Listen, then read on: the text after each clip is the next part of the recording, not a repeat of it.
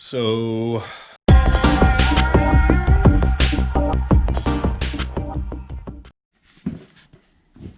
all right, ladies and gents, this is going to be like a side video that I'm doing while I do the engine in the truck.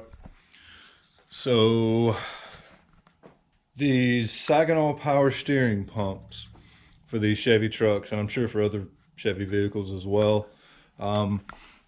I bought the ICT Billet brackets. Beautiful, wonderful brackets. One's supposed to be right there, and the reason it's not is because here on this power steering pump reservoir, this is the one that came on the truck, there should be a hole right here that the bracket actually attaches to. And I fiddled around and ordered a new one and ended up sending it back because somebody on GM Squarebody forum, thank you, I can't remember your name right now, I'll give you some credit in like written credit somewhere, probably up here on the screen, like there. We're gonna do it right there. We're gonna give you credit right there, like now. Anyway, he said don't do that. You can just drill the hole right there. You know, just be careful and make sure you get it right. Use a step bit. But anyway, things that are going to be needed to do this. Amazon box. This is the rebuild kit I ordered. It's Gates, which is a reputable company. Got it for like, it was under $15 shipped to the house on Amazon. There's some other stuff in here that has nothing to, well, it actually does have something to do with it. That's a low pressure hose. But anyway, and a step bit. Step, drill, bit, set. Yeah. That's what you'll need to do this. I brought the clamp so I can clamp it down and, you know, not have it moving around while I'm trying to work. But that's really it. That's all you need to do this. If you don't know how to take these apart, I can give you a little bit of a pointer. This is the first time I've taken one apart. But one thing you'll want to make sure when you're, you know, tapping it out of there, obviously, is that you have this portion of it on something and this portion, you know, to where this can come out. Because I hate to admit it, but when I first started tapping on it, I had it sitting right here, and then I realized, Jeff, you're a dumbass. You're literally just transferring energy into the old rusty toolbox. You're not actually trying to move it at all. Duh. Also, see where I boogered it up right there? I'm gonna have to actually use some RTV around the outside of the bolt as well, just to make sure that seals, because I boogered it up by putting a longer bolt through here and hitting it. And at first I didn't realize that, you know, the smart thing would be to go ahead and completely take out the little plunger that's in here and tap here as well. That gave me 2 points of contact.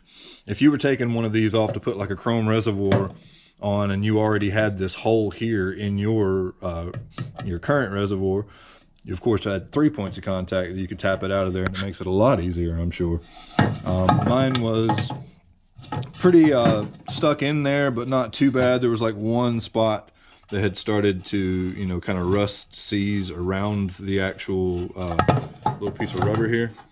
But I was able to just spray some PB blaster solvent in there for about 15 minutes, and I feel like that actually helped a lot because it wasn't moving at all at first. But then, I mean, honestly, I was using this hammer. It's not a dead blow. And like I said, at first my dumb ass was actually just basically transferring energy into this and not even trying to move it. But, you know, you live and you learn.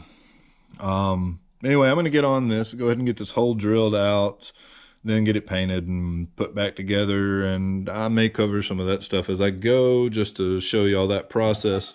But really what's important is that you know where to drill your hole, and that this pump is actually universal on the inside so that it fits any of these reservoirs. And again, thank you to, and we're going to put it right there, from the GM Squarebody forum, for letting me know that, because you saved me some money, gave me a video idea.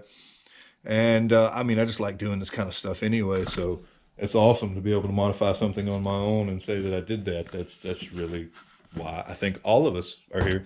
I was having a little trouble figuring out how I was going to line everything up, because, you know, it's not like you can just drill through the back side of it and hope that you hit perfectly. And once you take the pump out, well, there's no you know, there's nothing indicative of where it needs to go. There's no markings or anything like that. So I thought to myself, well, what should I do? And I came up with an idea. Didn't think it was going to work, but it did, and I want to show you guys because it worked so well. I took the O-ring out, cleaned the backside of the pump off really, really well so there would be no like oil and debris getting down there.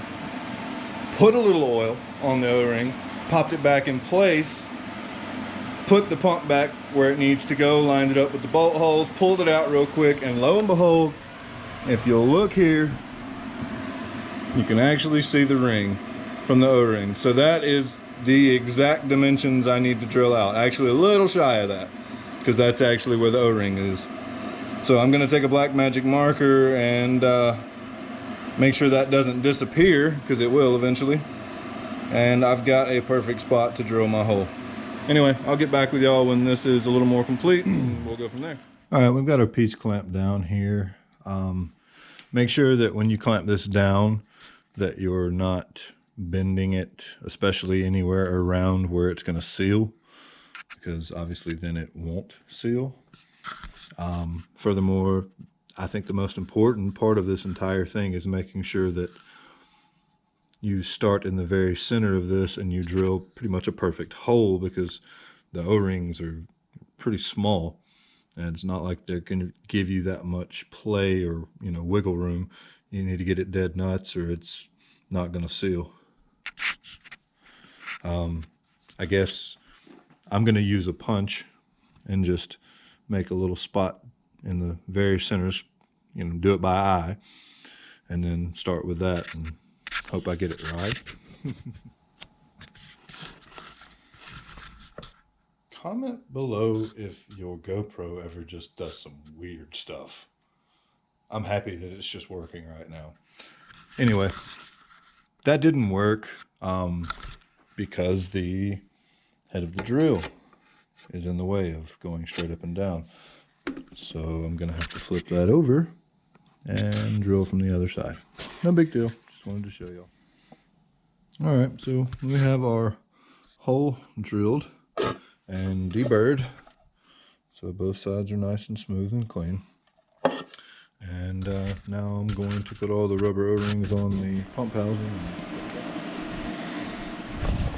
All right, so these Saginaw power steering repair kits come with the thicker squared off O-rings for 85 and later, and also the more rounded ones, the ones that are rounded on one side, to go in the earlier applications. This was an earlier pump, but I went ahead and used the second set of small O-rings on the other side, like on the actual bolt. In other words, right there, as a second line of defense, and I think that's going to work out really well. And that's just what I did in my application, because I drilled this hole, and like I said, I boogered that one up a little bit, so it beats putting RTV in there and waiting on it to harden up and then tightening it back down. So I'm going to go ahead and get the other bolt in, but I'm going to go ahead and bolt up the bracket, because that way I can go ahead and put the O-ring on it and be done, and I'll show you what the completed. Alright, well, that seemed to be a success. Everything's test fitting all right. I'm gonna go ahead and get this back off of here so I can paint it, because I want it to match everything else, or at least closely match. And then once it's painted and dried for a little while, I'll get back to you. We also have to put the pulley in a little oven I brought, so that it'll go back on a little bit easier. That'll be well. All right, gals and pals, there she is. Went ahead and put a couple of fresh coats of paint on it. I'm using these billet brackets. May as well make the pump look as good as it can to be a stock pump. Everything seems fine on the back where we did the modification right there. I can't really tell the difference between that hole and the one that came in it to begin with. It ended up lining up perfectly and everything went back together well, so I'm actually kind of proud of myself. I've never done that modification before, and it turned out all right. Well, there she is, worms and germs. We finally got this power steering pump on here. I think it looks pretty good with those ICT Billet brackets. Looking pretty fancy. Yay! Now I get to go play the belt guessing game, because stock belts don't fit, and I ordered belts before I ordered brackets. Wasn't intending to actually order the brackets, so now I've got to take the belts back. Thankfully I can. I got them from Advance. They give you like 3 months as long as you haven't used them.